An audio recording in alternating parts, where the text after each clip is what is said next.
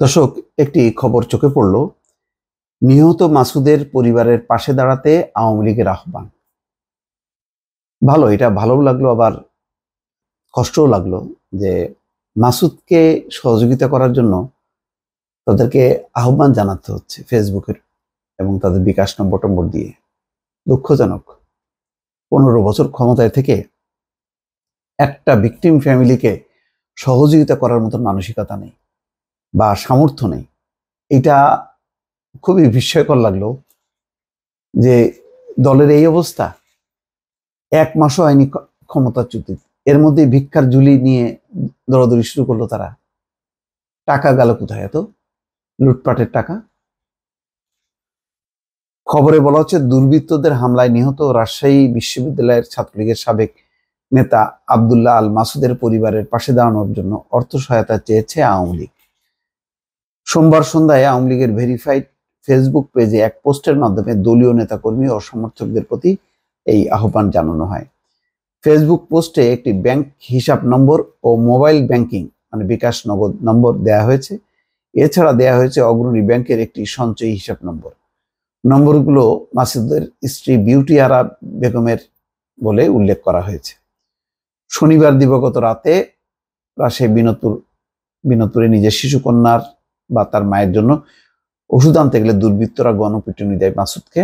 মৃত্যুর মাত্র 5 দিন আগে ফুটফুটে কন্যা সন্তানের বাবা হয়েছিলেন এই পঙ্গু মাসুদ।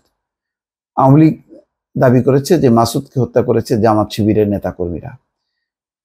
এর আগে 2014 সালে তার একটি পা হারানো গিয়েছিল, তখনও অভিযোগ করা হয়েছিল যে জামাত শিবিরের কর্মীরা তার ওই পিটিয়ে বা কেটে কেটে তার একটি পা পঙ্গু করে ফেলে। প্লাস্টিকের পা, কৃত্রিম পা লাগিয়ে তিনি চলাচল করতেন। যাই হোক, আওয়ামী লীগের ফেসবুক পোস্টটিতে রাত 11টায় দেখা যায় প্রায় 4400টি মন্তব্য করা হয়েছে। প্রতিক্রিয়া দেখিয়েছেন 26,000 ফেসবুক ব্যবহারকারী। অবশ্য পোস্টের নিচে অনেকে প্রশ্ন তুলেছেন, আওয়ামী লীগের সম্পদশালী কোনো নেতা কেন মাসুদের পরিবারের দায়িত্ব নিচ্ছে না? তারা তো 15 বছরে অনেক অর্থ সম্পদের মালিক হয়েছেন। আরিয়ান ইসলাম নামের একজন লিখেছেন, মাসুদের মতন কর্মীর কারণে আওয়ামী লীগের যারা আজ কোটি টাকার মালিক হয়েছেন, মাসুদের পরিবারের পাশে সবার আগে তাদের সহযোগিতার হাত বাড়িয়ে দেওয়া উচিত। আসলে দেখেন, আমি আগেই অনুমান করতাম যে এটাই হবে। যারা লুটপাট করেছে এবং প্রচুর অর্থবিত্তের সম্পদ হয়েছে, তারা কোনো না কোনোভাবে বেঁচে যাবে। তারা যদি অ্যারেস্ট হয়, কারাগারে আরামায়েশে থাকবে।